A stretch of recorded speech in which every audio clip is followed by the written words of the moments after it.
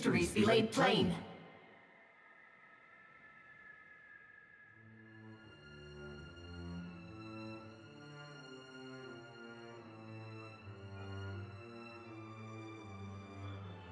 Should yet us leave this decision solely to Kit?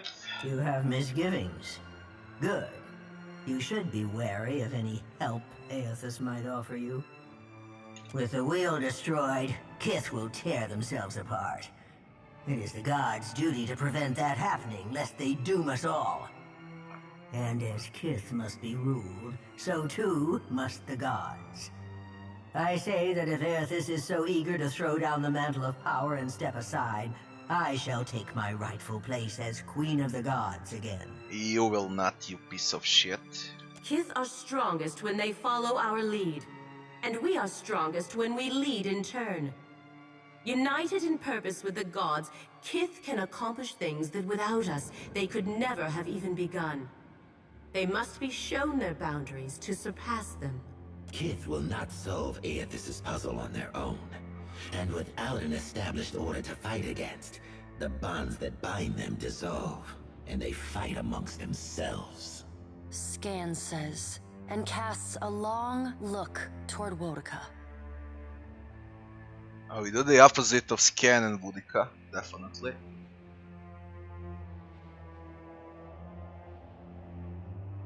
We do opposite of these two crazy idiots.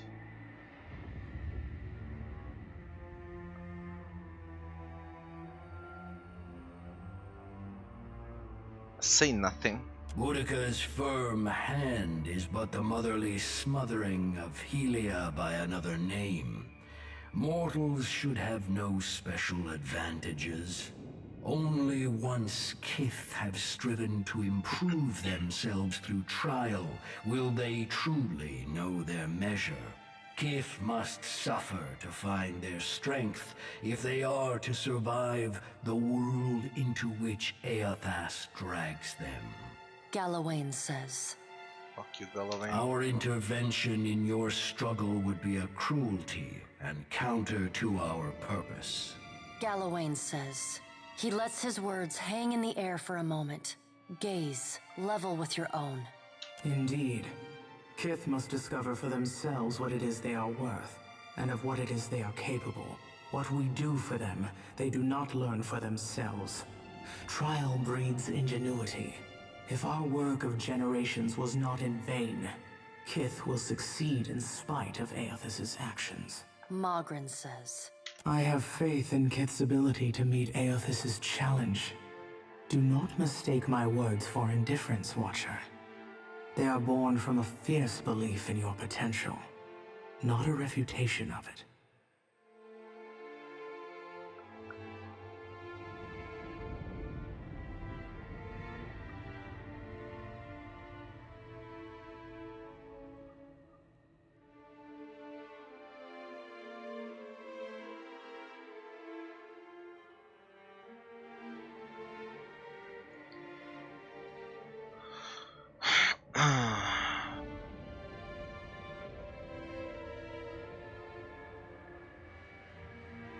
And yet you come to Okaizo alone, with none at your back. All that Kith stand to lose. And even then your leaders could not join hands, squabbling instead over prestige and resources. You believe that will change when my final death comes calling? You are a greater fool than I thought. Remergond says. Magrin is blinded by her affection for mortals.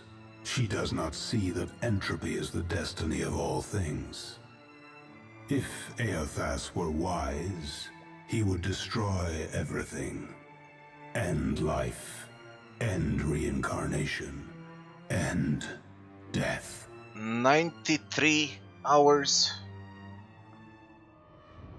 Kith have had their chance. To finish everything.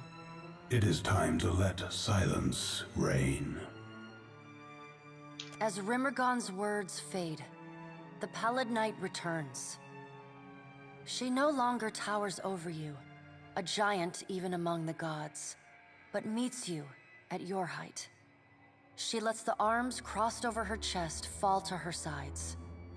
She speaks to you openly, plainly, an expression almost like tenderness, turning up the corners of her lips. Well, Watcher, you know where we stand. What do you believe? The wheel is your creation. You owe us your help in fixing it. Everything that's happened, everything that will happen, is the God's fault. We're better off without you. Through change, lasting change, it demands sacrifice. Coming days will be hard. We'll be the better for it. Things are fine as they are. We can't stop Eotes from destroying the wheel. We should only rebuild it as it was. I don't care. The gods did what they could. We'll take it from here. I don't know the gods, the wheel. I'm not sure of anything anymore. That's the right answer, by the way. The gods did what they could. We'll take it from here. That's the answer. I only suggest that you walk into this future with eyes wide, Watcher. The mantle of responsibility is a heavy one, broad though Kith's shoulders may be. Now the time has come for us to part, Watcher. I laid upon you a difficult duty, and you have discharged it well. You will be free of it in time, but not now. You have work to do yet. You are no stranger to hard choices. You killed Theos, and when his soul was laid bare before you, you chose to destroy his memories. You freed him from his past. I didn't do that, by the way. In Pillars 1, I casted him in between, so he can internally suffer. That's what I did in Pillars 1. I haven't imported save though. And when you choose to go benevolent at the start, it means that you spared Theos. But whatever. Remember the strength it took to make that choice, and know that you alone may sway Aethys now. When you stand before him, choose your words carefully. She claps her gauntleted hands together, and a sound like thunder rumbles through the room. As the floor crumbles and falls away beneath you, you hear the sound of a single bell ringing, and beneath it, the faintest whisper. Storm passed. Look at Theotes. He wants to break the wheel. That looks fucking great, by the way. Can't believe how good this looks now. Everything shakes when he strikes. Okay. You keep falling asleep on me. I'm gonna have to start walking behind you with a pillow. Oh, by the way, the storm's gone. Also, I think Aethys has ended the world. It seems we're all still here. Gods and darnation. My head. And here with me thinking we were right and proper dead this time. We ain't dead, right?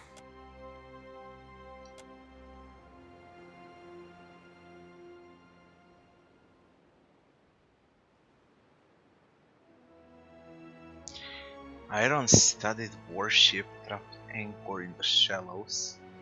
Its cannon is angled to the shore. The ship is nearly cracked in half, but the standard road that fire company person. How the fuck they reached here? No longer alone on Ukaizo.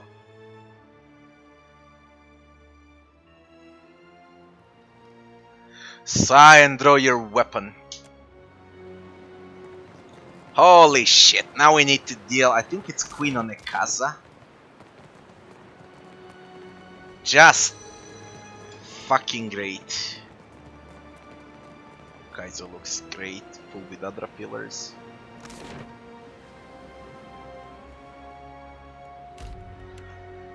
What do they want? Jesus Christ. I think it's Onekaza, I'm not sure. It should be Onekaza.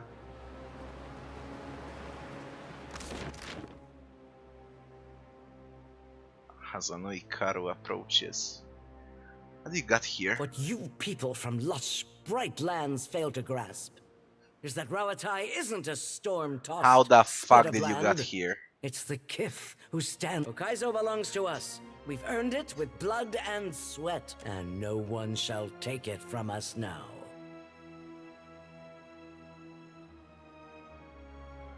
Enough of this. Rollatians! Scallywags home, Captain. Fucking enough. All of people in this world.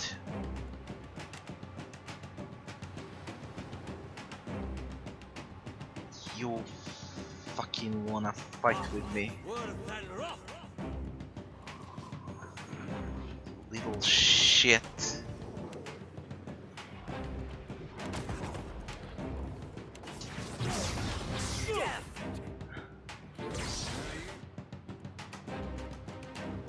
Fuck, where are you going?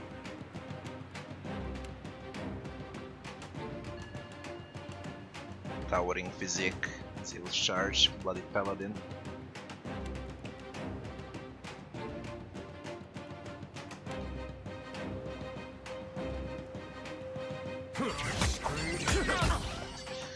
Good job, Alot. One shot them all. Fuck, I one shotted them all. Funny. Funny. When you empower this thing, wilting wind, it's raw damage. Empowered, it's around, I don't know, 300 to 500 damage. You bloody one shot them. Hey. Hogwash! Hardly seems fair. This fight is mine. Have you bugged out? Unbending trunk. Now we deal damage. You can't deal damage while he has that skill. Unbending trunk. Oh, go on ahead.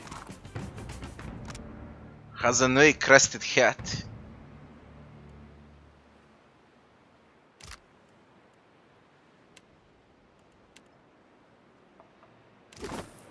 Of course.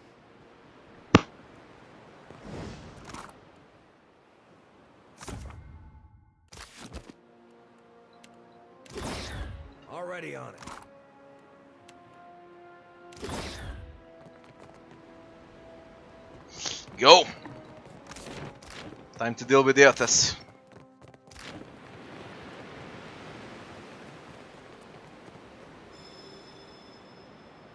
Quite sure it's here.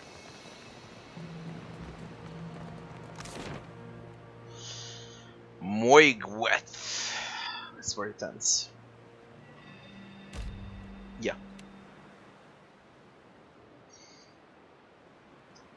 You descend into the ancient winding streets of Ukaizo.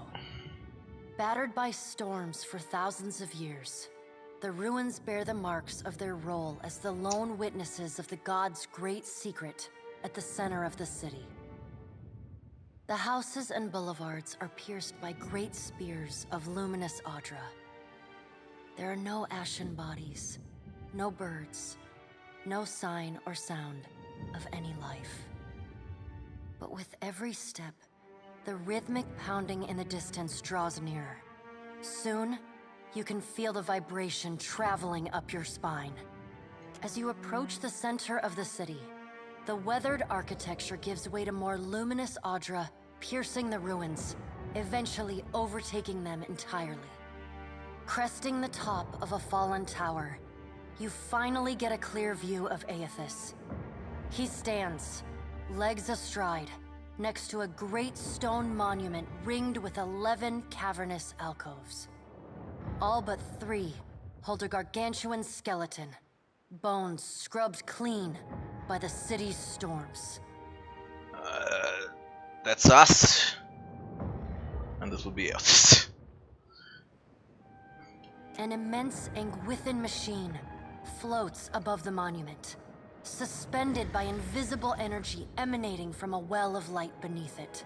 Great brass rings spin around a core of metal and Audra at the machine's center. Periodically, Aethys's massive arms swing back. The movement alone is enough to draw great gusts of wind toward him. When they come down on the machine, The impacts are accompanied by eruptions of electricity, fire, and smoke. The hundreds of luminous Audra pillars across Ukaizo sympathetically dim in a rippling wave that spreads out from the machine. The only safe route to the god is a steep ascent along a monstrous pillar of luminous Audra. Intertwined with fragments of Ukaizo's ruins that it has carried through the centuries. The pillar bends in a long arc, towering above the machine. The pillar levels out near Aethys's head, a silent observer to the destruction of the machine it has grown beside over thousands of years. You weave your way along a treacherous, rain-slicked path up the pillar's skyward side. As you arrive at the top, you catch Aethys's attention. Fist pulled back, he pauses to observe you. With the same gentleness he showed at Ashen Maw, he lowers his arm and turns toward you.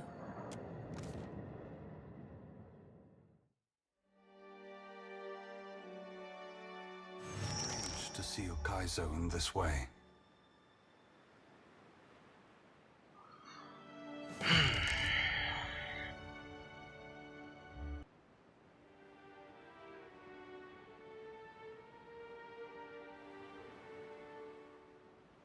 This fucking looks good. It may be hard to picture, but this city was once full of life. The Huana, yes, but also Kith from many other cultures. Great hanging trees shadowed these boulevards.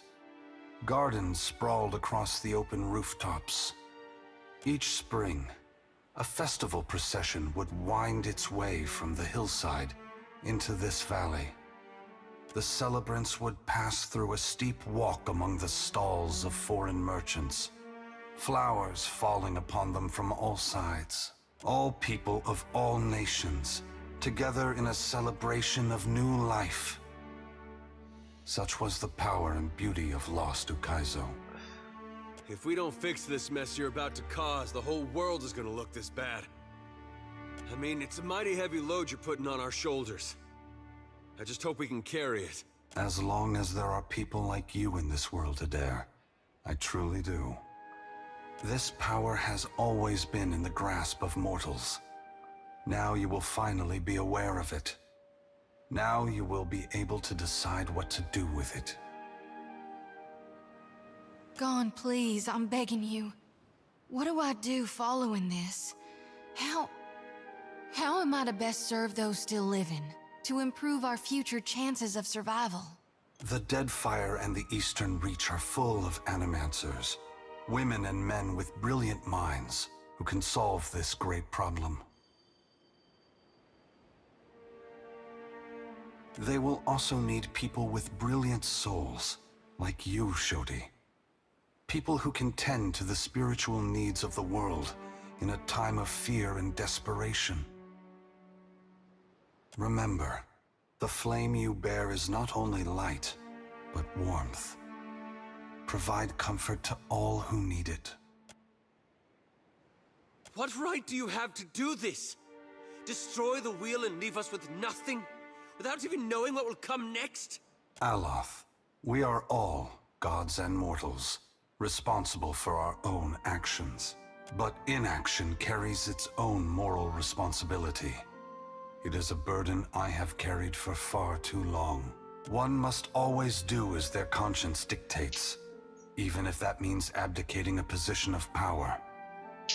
But what of you, Watcher? Why have you followed me? Have you come to bear witness to the breaking of the wheel? He doesn't speak to Seraphim. Come to ask you to take pity on the mortals of this world who will suffer for your actions.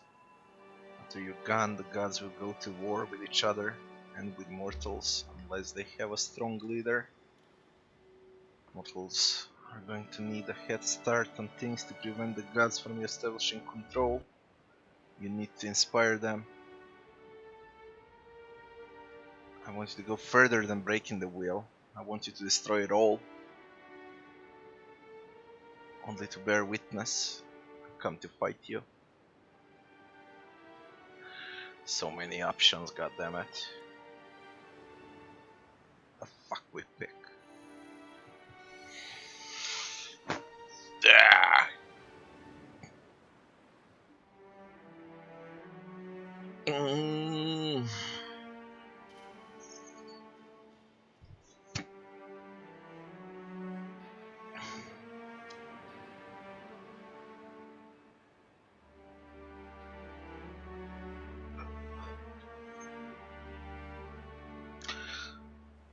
After you're gone, the gods will go to war with each other and with mortals, unless they have a strong leader. And you believe I should give my strength to one of them?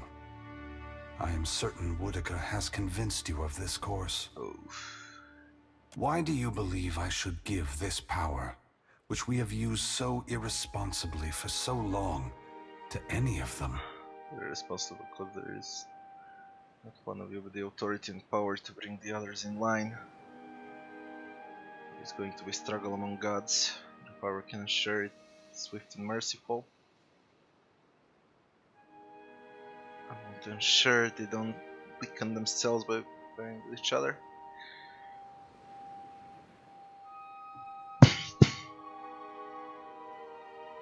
Though I hope my brothers and sisters would not do so, history has shown that this chaos may very well move them to war. You have convinced me, Watcher. The gods do need a strong leader. I will ensure they have one after I am gone. I must attend to my final work now. I cannot delay any longer. You have carried a heavy burden across the Deadfire, Watcher. Before I go, I would rid you of it. It gives us our soul back. You are free now. As free as any of us can be. Many will come to you for help in the years ahead. Animancers, priests, even the gods themselves. I have great hope for you. But always remember that your future is for you to decide. Use your freedom well. Achievement unlocked, the end of the beginning. Machine. As you move to a safe distance, he draws his fist back and resumes his assault. The blows rain down with increased fervor, but the machine perseveres in spite of his efforts. Spreading his arms wide, Aethys draws power from the luminous Audra clustered around the valley. The energy courses through his body, limbs overflowing with intense light and waves of heat. He returns to his task, each strike bringing with it the sound of cracking stone and twisting metal, the flickering of luminous Audra across Ukaizo. As the ancient machine finally begins to succumb to his strength, so too does Aethys's body, built to withstand the passage of thousands of years. The great Audra statue has finally been pushed beyond its limits. Cracks appear along the hands, then race up the arms. Aethys does not slow his assault, but continues unabated. Its brass rings twisted. The machine spins erratically but withstands the relentless barrage. Aethys stands astride it and pummels the base of the machine. Soul energy begins to flare out from the machine's heart, warping the air with the intense heat. Aethys drives his right fist into the machine's center, the core of metal and Audra. The god lets out a deafening shout, something between a cry of anguish and a roar of exultation. You see Aethys's arm shatter upward from his hand through his elbow. A flash of light and heat bursts from the core, accompanied by a cacophony of destruction. The moment passes. As Aethys's shout echoes throughout the valley, your eyes begin to recover. The god's work is accomplished. The great machine of Ukaizo has been destroyed. The wheel has been unmade. As Aethys's voice fades, the enormity of what you've accomplished sinks in. You have confronted a god. You have rediscovered the ancient city where the wheel was forged, and you have seen the wheel shattered. What comes next is uncertain, but already the legend spreads of the Watcher, who survived Andra's mortar and stood toe-to-toe with Aethys. Aethys channels his essence into Bareth, empowering the god of doors, cycles, and life and death beyond all other gods. Bareth vows to maintain peace and order in the here and the beyond, while Kith labor toward a solution. The other gods, for the time being, submit. Under Bareth's guidance, the world becomes a more predictable, stable place. Seasons fall into a disturbingly regular rhythm, and wars, famines, and natural disasters dwindle. But so too do surges of prosperity and innovation. Great minds around the world work methodically towards salvation, both unhindered and uninspired by changes, upheavals, and the unexpected. In reaching Ukaizo and facing Aethys, you have accomplished the impossible. And you have done it without the assistance of the great powers of Deadfire. Your feats capture the awe and imagination of a world that needs heroes more than ever. Some say your intervention prevented Aethys from a far worse act of destruction. Many believe you will be the salvation of Eora. With each day, your legend grows, as does the chaos in Deadfire. Ukaizo remains unclaimed, and the Efekia Channel becomes the site of a near-constant battle as the Huana and the Rawatayans vie for control of the unprotected island. The Rawatayans rely on their cannons, and the Huana call forth massive waves and beasts of the deep to sink their foes. And while they chip away at one another, the Valians and the Principi pursue their own ends with increasing abandon. Emboldened by their rivals' distraction, the Valian Trading Company seizes territory and mines luminous Audra at a startling pace. Huana villages are left at the mercy of unscrupulous speculators, and resource-rich islands are swarmed and stripped. To support their operations, the Valian Trading Company begins shipping ever greater quantities of supplies and luminous Audra to and from the archipelago. This attracts the attention of the Principi, who target these ships with increasing aggression. The promise of fat prizes draws even more pirates to their ranks. The Rawatayans, as well as the Huana, are too busy to stop them. Despite other tensions across the archipelago, Port Maje remains a model of peaceful, productive cooperation between the Huana and the Valian Trading Company. Though they do not always agree, Governor Clario and Storm Speaker Ikawa work together for the mutual benefit of their people. As the balance of power changes in Deadfire, so too does Nekataka transform. With the major powers at one another's throats, Nekataka becomes a maelstrom of chaos. Spies and smugglers follow the flow of refugees into the city, where violence is commonplace. Ukaizo remains the coveted prize, and Nekataka fades into an afterthought. The pirates continue smuggling food into the gullet, and the Raparu embrace their benefactors, aiding and concealing their smuggling operations. Over time, the gullet becomes a hotbed of piracy. With Skiarilifus's essence still empowering the Water Shapers Guild, the practice of water shaping grows and flourishes in Nekataka, and its practitioners rise in prestige. They install conveyors in the falls that run through the city and craft sculptures for every street and plaza. Thus, the Water Shapers Guild becomes a power in its own right in the city of Nekataka. This thing bugged out. I released the dragon. It's not under the Water Shapers Guild. Your brief encounter with Letharn proves deeply influential for the children of the Dawnstars. He comes to recognize his nightmares and the scene at Hisongo as Aethys' final warning to his people. Unite in strength and faith, or perish forever. As word of Aethys' deeds at Ukaizo spreads, his fellow Dawnstars take this message to heart. As Aethys pours his essence into Bareth, so too do the children of the Dawnstars pour their faith into the god of doors and cycles, life and death. Some pray for guidance and order. Others take it upon themselves to enforce it. They sharpen their scythes and sickles to defend the peace they have been granted. They failed Aethys before. They will not fail Bareth now. The Adra at Pokakohara is restored, but the rumored Valiant Trading Company post never comes to Tikawara.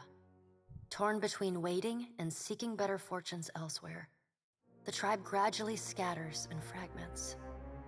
Though your adventures alter the destiny of Aora and the balance of power in Deadfire, they also leave a lasting mark on those who travel at your side. Your companions find themselves changed in ways both big and small. Adair returns to Hisango, where he reunites with Byrne, the son of his former lover, Alava. The boy takes heart in Adair's account that Aethys and all the other gods were false, petty, and unworthy of the love of Kith. Realizing how close he came to dying for this cause, Byrne finds renewed purpose in working alongside his uncle to repair the many scars left upon Deadfire by the gods. Under Adair's guidance, Byrne grows into the kind of irreverent, stubborn hothead that would have made his mother proud. And Adair visits her gravesite, often to tell her so. Shodi is not a priestess who understands the meaning of subtlety. As such, she makes her girlish crush on Adair painfully obvious from the moment she first sets eyes on the strapping fighter. Early in your travels, Adair appears discomforted by her persistent flirting. He often grimaces when she sidles up to him, and he takes endless pains to keep their conversations terse and to the point. But after a little smoothing on your part to nudge them in the right direction, Adair makes an effort to view Shodi with an open mind. And Shodi begins teasing the veteran fighter in a more companionable and less amorous manner.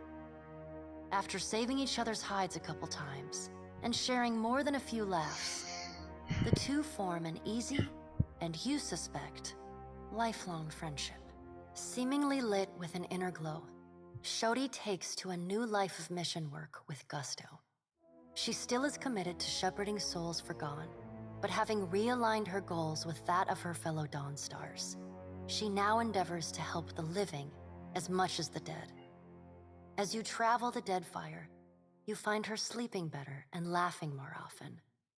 When the time comes for her to return to her temple in Neketaka, it's with a clear wistfulness and much lip-biting on her part.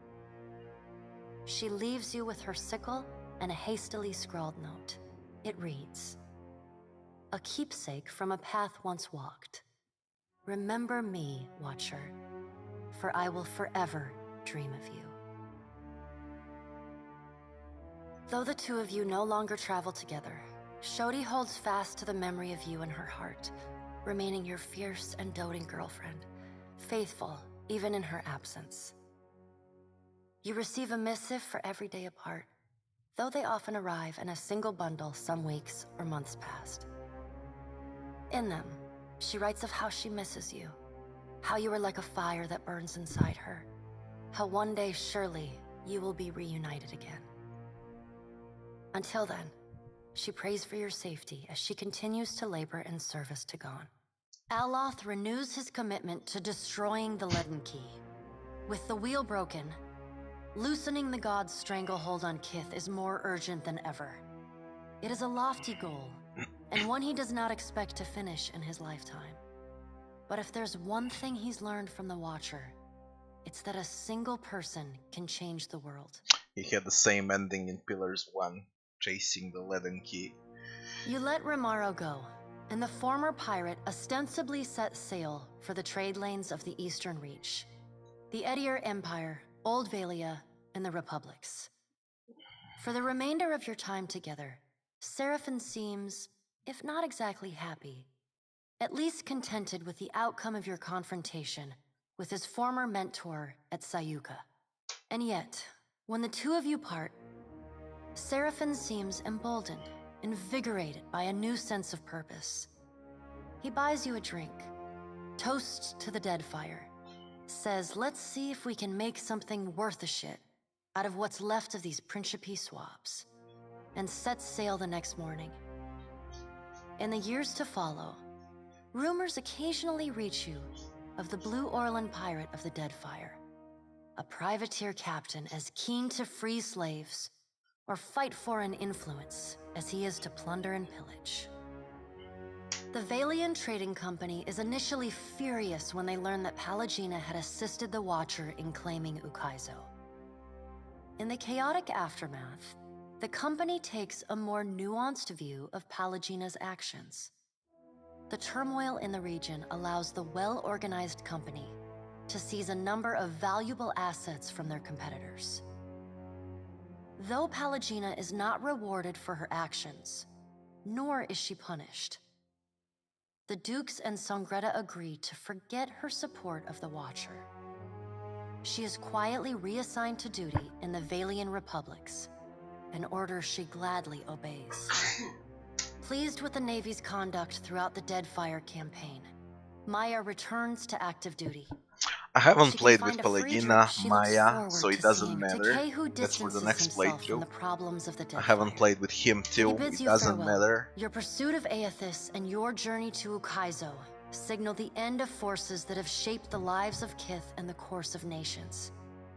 The cycle of reincarnation has been broken. The storms of Andra's mortar have calmed. Yet each ending promises a new beginning. As the sun rises over Ukaizo, Kith turn their gaze eastward, wondering at what lies beyond, and at the world they will fashion for themselves. As the Watcher of Cadnua and the former Herald of Bareth, you return to your ship and begin the long journey home. You hope for calm weather. I pray to God that the DLCs will involve the rest of Eora. I don't want to go with a ship anymore, just... it was enough with Deadfire. There are multiple endings, what are you disappointed at? What's the disappointment? There are 3 DLCs to come, plus multiple endings, like 5 factions, you alone, and then 6 choices with Eotes on top of that. 30 different endings. Have you seen them all? Maybe you like some. This one, this ending. Now, in short, Bareth takes control. Eora is a safer place to live in. Deadfire is fucked. But the whole world overall is far better, in a far better state. But only Deadfire succumbs in what I chose now. Now we can easily reload and check other options. Let's completely destroy the wheel and see the biggest changes, eh? How about that? That's why we got multiple choices, you know? I'm not done, Kevin. Not until I see all the endings.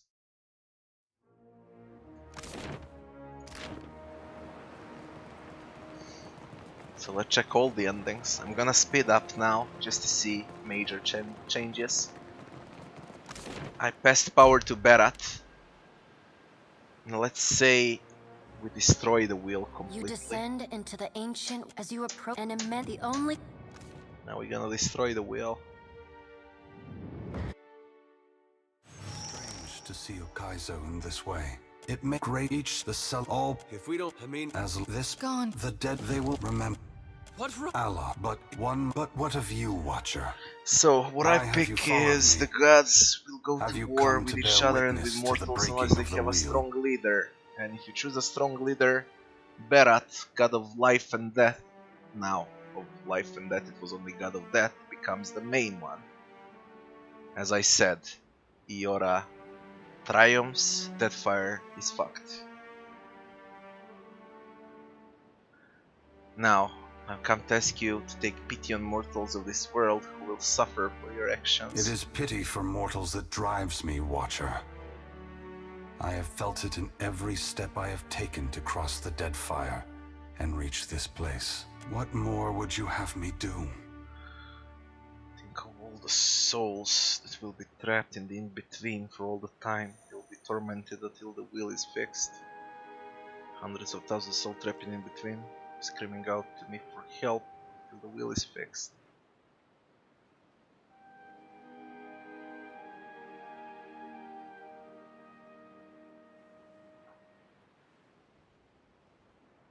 I hope you did not expect me to take action for your sake alone. Still, it is true.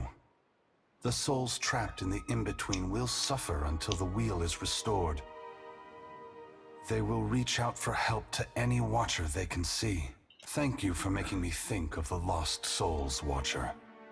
I will provide a haven for them after my work here is finished. I must attend to my final. You have carried a heavy burden. Many will come to you for I have. This Aethys, remains where the same. As Aethys' voice fades, the enormity of what you've accomplished sinks in. You have confronted a god. You have rediscovered the ancient city where the wheel was forged, and you have seen the wheel shattered. What comes next is uncertain, but already the legend spreads of the Watcher, who survived. Maras Nua's body finally goes still amidst the rubble of the within machines, yet it continues to glow. Priests and mystics have strange dreams of an island of eternal dawn at the eye of a storm, a port where the tide never flows out, a roadside tavern whose door leads only inward. As a Watcher, you see what these dreamers cannot. The souls of the departed drifting toward the Audra Colossus and the twilight afterlife within. Whether it is a temporary haven or a permanent end will depend on what the Kith of Eora are able to accomplish on their own. And while Maras Nua stands frozen over Ukaizo, the gods look on the labors of Kith, but they do not intervene. They watch and argue, wager and conjecture at how or whether mortals will solve the puzzle set before them. In reaching Ukaizo and facing Aethys, you have accomplished the impossible. And you have done it without the assistance of the great powers of Deadfire. Your feats capture the awe and imagination of a world that needs heroes more than ever. Some say your intervention prevented Aethys from a far worse act of destruction. Many believe you will be the salvation of Eora. This is a selfish ending. With each day, your legend grows. Ukaizo remains unclaimed, and the Efekia Channel becomes the site of a near constant battle as the Huana and the Rawatayan chip away at one another. The Valians Valiant pirates by their rival to support their operations, despite other tensions across the archipelago. Port Maje remains as the balance of power changes in depth. Remains the the major same, pirates same. continue smuggling food into the Remains the with same. Steelrealith's essence still impact your brief encounter with Letharn. He comes to recognize his nightmares. The children of the Dawn Stars, the Audra at Pokakohara is restored. Though your adventures alter the destiny of Adair returns to Hisango, where Shodi is not a priestess. Seemingly though the true Aloth renews his commitment, you let Rimaro go.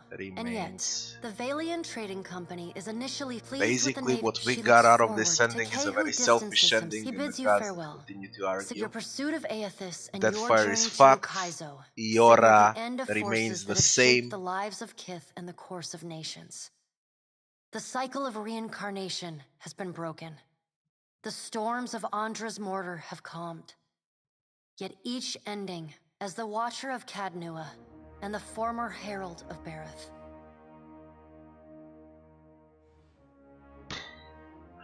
So we got Eora as a phenomenal place, Bareth as a leader of the gods, Deadfire fucked up, the whole world is overall a better place to live. That's the first ending. The second ending is a selfish ending, where they look you as a god and the gods do not intervene. Let's pick next option.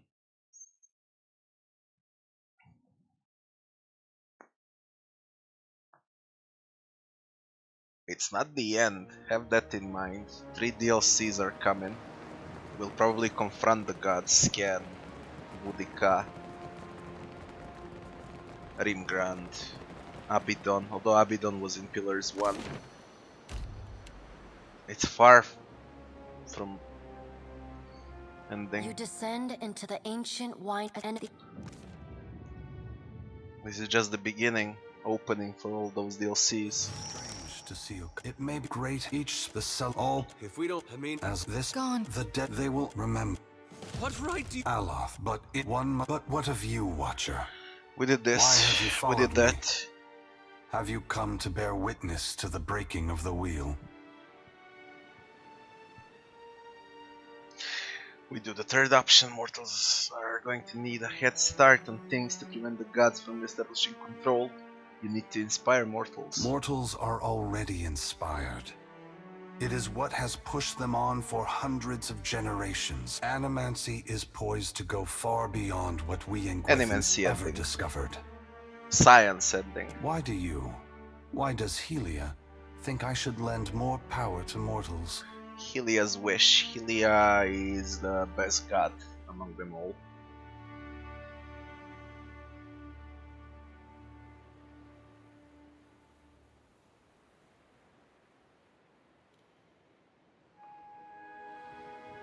I want to ensure that the gods don't have the upper hand in the struggle to come.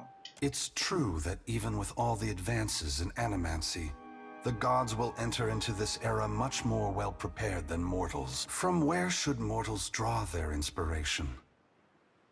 They should look to the future. Their imagination and their spirit should guide them. They should take lessons from Yora's past, the rich history of the cultures. They should look to the future. Very well, Fuck Watcher. the history. I will ensure that mortals are inspired by my passing. I must attend to my final. You have carried a. You are many will. I have. Let's see the ending. As Aethys' voice fades, the enormity of what you've accomplished. On your recommendation, Aethys disperses his essence and that of the thousands of souls within him to centers of knowledge and learning around the world. Animancers, engineers, wizards, and scholars of all stripes make astounding breakthroughs in understanding and harnessing the phenomena that govern Eora. While some of these developments prove beneficial to Kith, others are decidedly less so. But such is the price of innovation. What remains to be seen is how, indeed whether, they will restore the cycle Aethys has broken. In reaching Ukaizo and facing Aethys, you have accomplished the impossible. And you have done it with each day, your legend. Ukaizo remains unclaimed, and while they chip away, emboldened by their rival's distraction, the Veil to support their operations, despite other tensions across the archipelago. As with the pirates continue with Ski, your All remains the same as far as I can tell. Though your Adair returns to Shodi is not seemingly lit, though the two of you, Aloth renews his. And yet, when the Valian trading pleased with the Navy's conduct, she looks forward to Kehu.